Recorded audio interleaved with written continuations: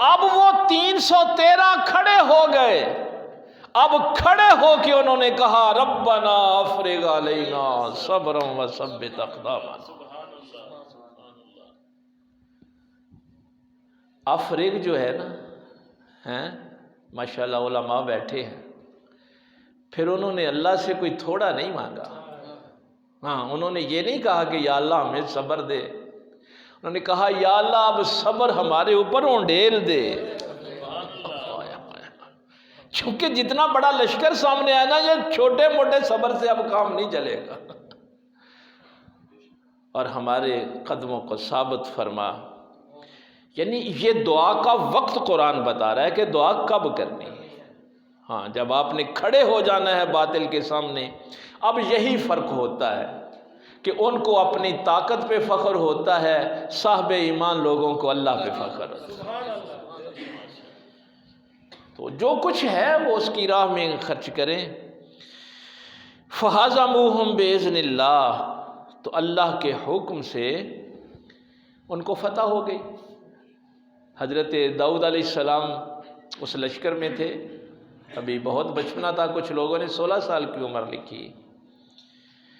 تو وہ پتھر آپ نے اپنی منجنیق میں ڈالا تو یہ جالوت کی ایک ہی آنکھ نظر آتی تھی، باقی تو سارا وہ لوہے کے خوت میں ہوتا تھا.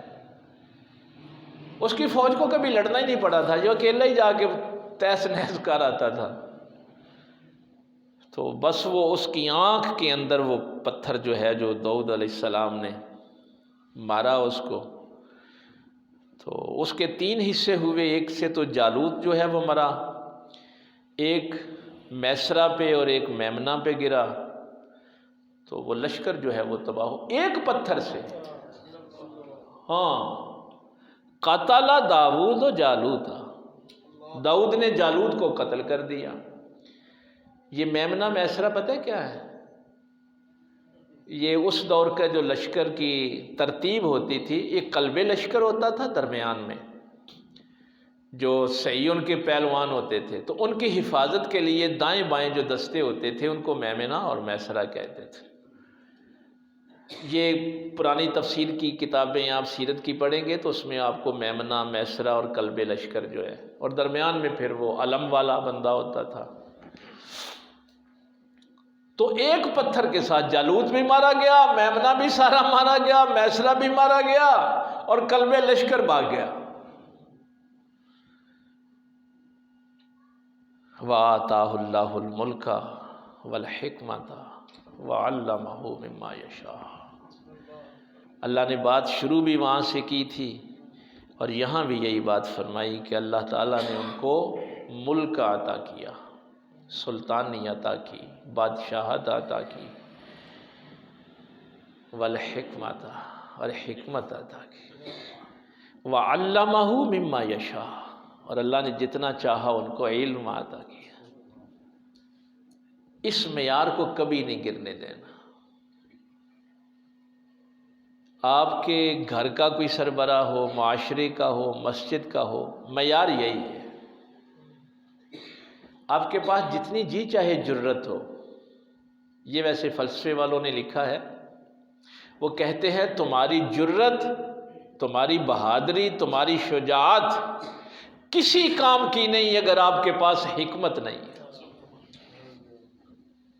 جرت تب ہی ہے اگر حکمت ہے تو، شجاعت تب ہی ہے اگر حکمت ہے تو. کما ارسلنا فیکم رسولا منکم یتلو علیکم آیاتنا ویزکیکم ویعلمکم الکتاب والحکمہ. سبحان اللہ سبحان اللہ. یہاں تو اللہ فرما رہے ہیں نا ہم نے حکمت عطا کی. تمہارے اوپر تو فضل یہ ہے کہ اللہ فرماتا ہے میں نے نبی تمہیں ایسا دیا جو دیتا ہی حکمت ہے. قرآن کی آیتیں پڑھ کے سناتے ہیں تمہیں، علم عطا کرتے ہیں، تمہارا تزکیہ کرتے ہیں اور تمہیں حکمت عطا کرتے ہیں. اور مومن جاہل نہیں ہوتا، اور جس کو حکمت عطا کی اس کو خیر کثیر عطا کی. ولولا دفع اللہ الناس بعدهم ببعض لفسدت الارض. اب یہ اصول ہے، پیچھے تو بیان کیا نا کہ ہم نے فرعون کو موسیٰ کی وجہ سے اس کا جو جبر تھا، ظلم تھا، ختم کیا، جالوت کا طالوت کے ذریعے سے۔ یہ ساری کہانیاں بیان کرتے کرتے اب قرآن اصول پہ آ گیا۔ فرمایا اگر ہم نیک لوگوں سے برے لوگوں کا شر دور نہ کرتے رہتے تو یہ زمین برباد ہو جاتی۔ اب یہ اصول ہے قرآن کا کہ اللہ ڈائریکٹ نہیں مارتا،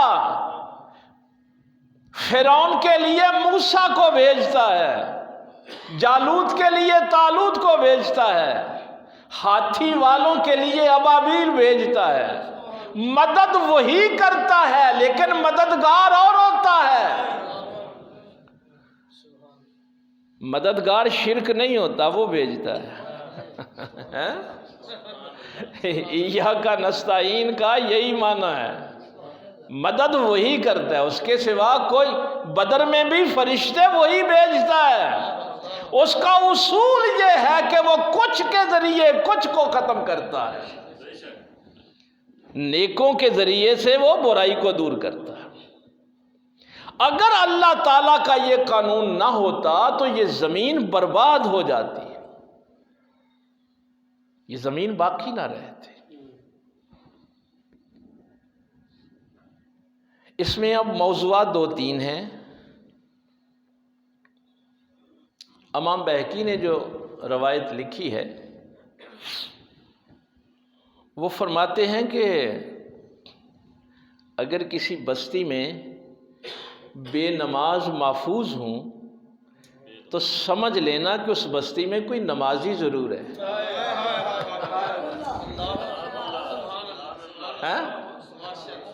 کوئی ہے جو تہجد کے وقت اٹھتا ہے۔ تو ان نیکوں کی وجہ سے یہ بروں کا شر جو ہے نا وہ دور رہتا ہے۔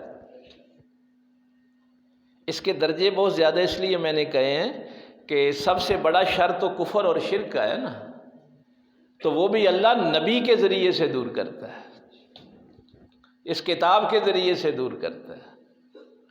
اس کے بڑے یہی نہیں ہے کہ کوئی چوری ڈکیٹی اشارہ ہے یا فساد ہے۔ آپ کے اندر کا تزکیہ، کفر، شرک، بدعت، یہ ساری چیزیں کون دور کرے گا؟ پیغمبر کرے گا، کتاب سے ہوگی۔ آج میں صرف اسی ایک نہج پہ دو چار مثالیں عرض کر کے، چونکہ وقت بھی 6:15 ہو گئے، چونکہ ہم تو قرآن کریم کے طالب علم ہیں نا، کیسے اللہ فرماتا ہے دیکھو لوط علیہ السلام کی بستی میں کیا ظلم ہوتا تھا، لیکن ہم نے بستی برباد نہیں کی جب تک لوط وہاں موجود رہے۔ جب تک لوط علیہ السلام موجود رہے بستی برباد نہیں ہوئی۔ اور جب حکم ہوا کہ بیٹیوں کو ساتھ لے لو اور جو اہل ایمان ہیں ان کو بھی ساتھ لے کے آپ نے سحری کے وقت نکل جانا ہے، اپنی بیوی کو ادھر ہی رہنے دو۔ یہی 28ویں پارے کے آخری رکوع میں اللہ بیان فرما رہا ہے کہ نبی کا گستاخ تو نبی کے گھر میں بھی ہو تو ہم اس کو نہیں بخشتے، پھر نہ نوح کی بیوی کو معاف کرتے ہیں نہ لوط کی بیوی کو معاف کرتے ہیں۔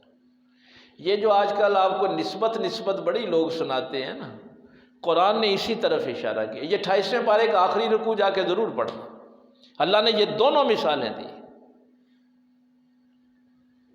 اور دوسری طرف فرمایا اگر فرعون کے گھر میں ہماری کوئی بندی موجود ہو تو وہ قابل احترام ہے۔ آسیہ نسبت والی تو نہیں تھی، یہ دونوں تو نبیوں کی بیویاں تھیں۔ یہ 3-4 آیات آخر میں، اور آخر میں پھر وہ مریم ابنۃ عمران اللتی، آخر میں سیدہ مریم کا ذکر ہے۔ یہ 4 عورتوں کا ذکر ہے اس رکوع میں۔ وقت ہوتا تو میں تفصیل سے پڑھ کے آپ کو بتا دیتا۔ ہم نے قرآن کریم سے یہ مثالیں لینی۔ اب مکے کے مشرک آ گئے، انہوں نے کہا کہ ہم جاتے ہیں شام کی طرف، یمن کی طرف، راستے میں وہ بستیاں ہیں جو برباد ہو گئیں، جو نبیوں کا انکار کرتی تھیں۔ اگر آپ بھی اللہ کے سچے نبی ہیں تو ہم پہ عذاب کیوں نہیں آتا؟